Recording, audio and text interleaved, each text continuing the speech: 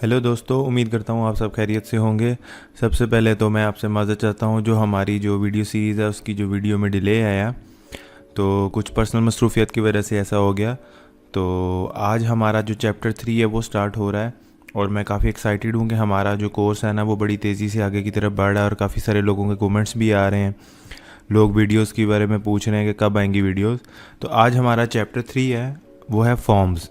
और चैप्टर 3 जो है उसके अंदर हमारे 4 डिफरेंट सेगमेंट्स हैं। फर्स्ट ऑफ ऑल है form control, then check radios, input group, layout, select, range, floating labels और वैलिडेशन। तो आज की जो हमारी वीडियो है वो है फॉर्म कंट्रोल्स के ऊपर। इससे पहले कि हम अपनी वीडियो की जानिब बढ़ें, चैनल को सब्सक्राइब करना ना भूलिएगा और बेल आइकन को क्लिक करना ना भूलिएगा।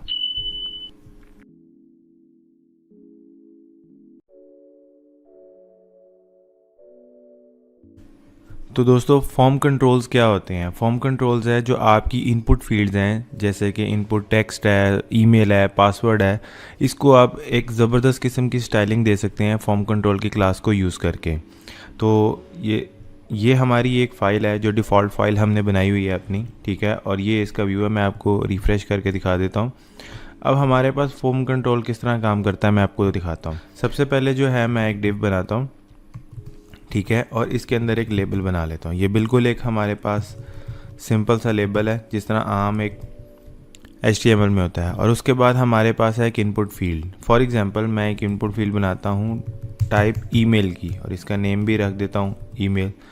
अब मैं जब इसका व्यू देखूंगा तो व्यू इसके रिफ़्रेश करके देखते हैं, तो आप व्यू देखिएगा, ये बिल्कुल सिंपल सा व्यू है इसका, ठीक है। इसमें कोई स्टाइलिंग नहीं है, कोई चीज़ नहीं है। अब जस्ट बूटस्ट्रैप की एक क्लास को ऐड करने से देखिएगा कि आपका जो वो फॉर्म है, जो फील्ड है, वो कितनी अट्रैक्टिव हो जाती है। तो मैंने जस्ट इसको फॉर्म कंट्रोल की क्लास दी है, फॉर्म डैश कंट्रोल की। और अब मैं रिफ़्रेश करता हूँ तो देखिएगा हमारी जो फील्ड है वो कितनी ज़बरदस्त किस्म की जो है ना उसका स्टाइलिंग हो गई है। तो ये हमारे पास जो है ना फॉर्म कंट्रोल की क्लास है। जैसे ही आप फॉर्म कंट्रोल की क्लास लगाएंगे, हमारी इनपुट फील्ड एक न्यू स्टाइल में आ जाएगी और वो इंटायर रो कवर कर लेगी। तो इसलिए हम फॉर्म कंट्रोल को यूज़ करते हैं, ठीक है। इसी तरह आप जो है ना हमारे जो डिफरेंट एलिमेंट्स हैं, जैसे कि हमारे पास एक तो हमने इनपुट ईमेल पर लिया, ईमेल के साथ आप इनपुट टाइप के ऊपर पासवर्ड भी लगा सकते हैं, टेक्स्ट भी लगा सकते हैं, जबकि मैं आपको लगा के दिखा देता हूँ। फॉर एग्ज़ाम्पल नॉर्मली हम जो है ना नेम के लिए यूज़ करते हैं या किसी और तरह की इंफॉर्मेशन के लिए। तो ये हमारे पास आप देख सकते हैं कि ये देखिएगा, अब मैं इसको रिफ़्रेश करता हूँ तो हमारे पास नेम की भी आ गई, ठीक है। अब इसमें प्लेस होल्डर भी लगा सकते हैं, प्लेस होल्डर भी मैं आपको लगा के दिखा देता हूँ। इसको कह देते हैं नेम हेयर। तो ये देखिएगा, मैं इसको रिफ़्रेश कर रहा हूँ, ये आपका प्लेस होल्डर आ गया, ठीक है, यहाँ पे ये आ जाएगा। तो ये आपका फॉर्म कंट्रोल की क्लास लगी। इसके बाद हमारे पास है ना टेक्स्ट एरिया में फॉर्म कंट्रोल की क्लास। तो सेम जिस तरह हमने इनपुट में लगाई है, सेम हमारे पास टेक्स्ट एरिया में आएगी, ठीक है। टेक्स्ट एरिया को हमने डिफ़ाइन कर लिया और यहाँ पे कर लेते हैं फॉर एग्जांपल बॉडी। तो यहाँ पे हम क्लास, जब इसके ऊपर पहले आपको बगैर क्लास के दिखा देता हूँ कि ये देखें, ये बगैर फॉर्म कंट्रोल की क्लास के ये आपको इस तरह शो होगा, ठीक है।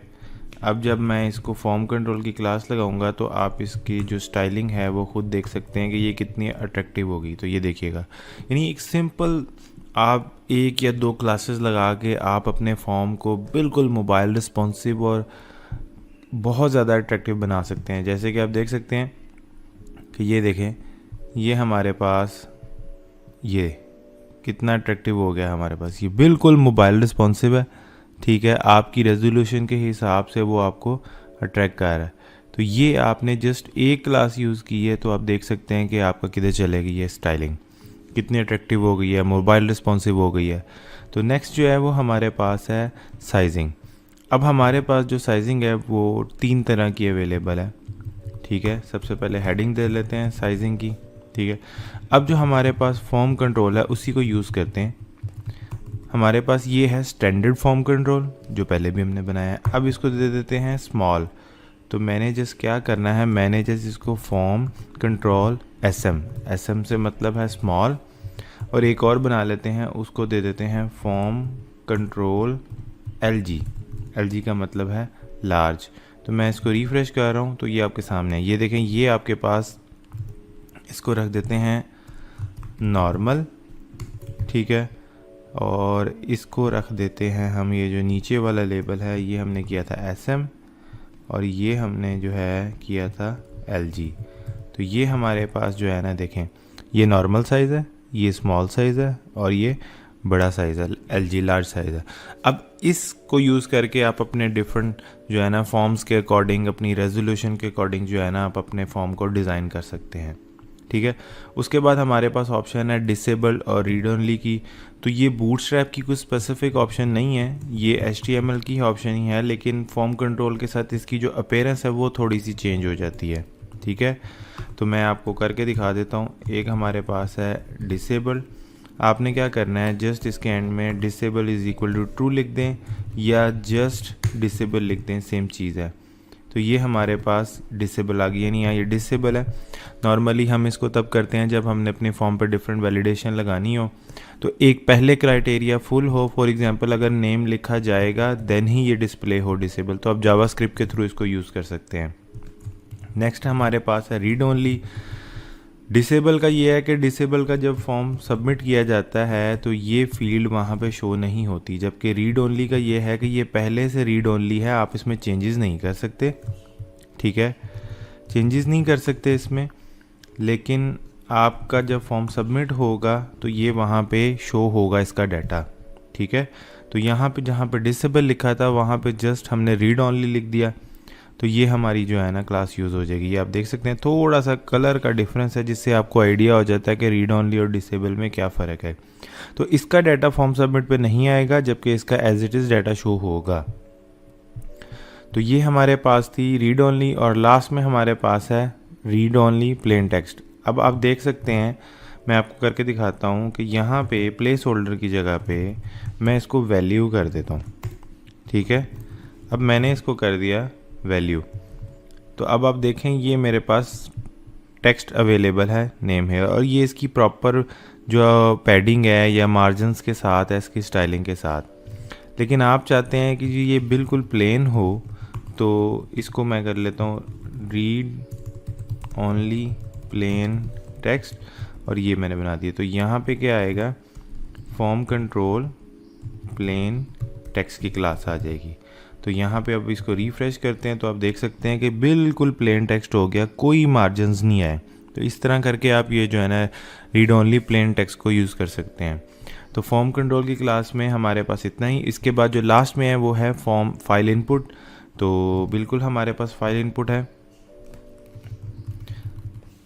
फाइल इनपुट के अंदर क्या आएगा कि आपने अगर कोई फाइल अपलोड करनी है तो वो उसकी स्टाइलिंग ऐसी तो बिल्कुल सेम है, जस्ट हम टेक्स्ट की जगह पे फाइल लिख देंगे और बाकी सारी चीज़ें हमारे पास सेम रहेंगी। जैसे कि ये देखें, हम फॉर्म कंट्रोल प्लेन टेक्स्ट को रिमूव कर देते हैं और ये हमारे पास रीड ओनली। तो ये जस्ट इनपुट टाइप फाइल, ठीक है। नेम आप फाइल रख सकते हैं, ये जो भी आपको रिक्वायर हो, और क्लास जो है ना फॉर्म कंट्रोल। तो ये देखिएगा आपके पास एक अट्रैक्टिव किस्म का जो है ना आ गया आपके पास, ठीक हो गया फाइल अपलोड का जो इनपुट फील्ड है।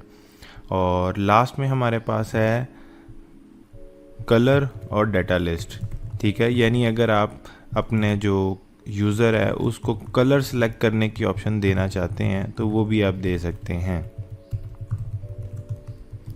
तो यहाँ पे क्या करना है, यहाँ पे सिर्फ हमने कलर लिखना है, ठीक है। और अगर हम सिर्फ कलर लिखते हैं तो ये देखिएगा हमारे पास ये चीज़ आएगी।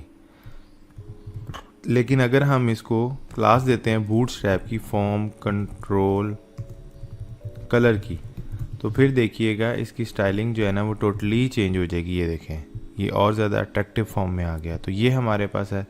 और जो हमारी इस वीडियो का लास्ट है वो है हमारे पास डाटा लिस्ट। तो डाटा लिस्ट जो है वो बिल्कुल हमारे पास सेलेक्ट की तरह की होती है। सेलेक्ट रह गया, सेलेक्ट भी मैं आपको दिखा देता हूँ। सेलेक्ट एंड डाटा लिस्ट दोनों में फ़र्क क्या होता है। सबसे पहले तो हमारे पास डिव है, उसके अंदर हमारे पास सेलेक्ट है और ये हमारे पास ऑप्शन है, ठीक है। ऑप्शन 1 कर लेते हैं। अब ये हमारे पास सेलेक्ट आएगी, ये देख रहे हैं कि किस स्टाइल में आ रही है। अब मैं जस्ट इसको जो है ना फॉर्म कंट्रोल की क्लास दे रहा हूँ तो आप देख सकते हैं कि ये हमारे पास कितनी ज़बरदस्त स्टाइलिंग में हो गई। ठीक है, इसको आगे आप फॉर्म कंट्रोल SM या LG की क्लास दे के वो भी कर सकते हैं। ठीक है, तो ये हमारे पास फॉर्म कंट्रोल सेलेक्ट की ऑप्शन है, और इसी तरह ही सेम हमारे पास डाटा लिस्ट होते हैं, लेकिन उसका थोड़ा सा यूजेज जो है वो डिफरेंट है।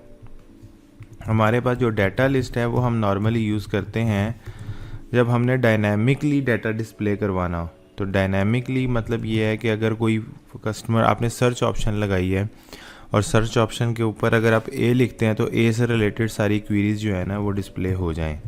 ठीक है, अगर आप B लिखते हैं नेम के अंदर या कोई भी आपने लिखते हैं, तो ये हमारे पास जो है ना फ़र्क है हमारे पास डाटा लिस्ट में और सेलेक्ट में।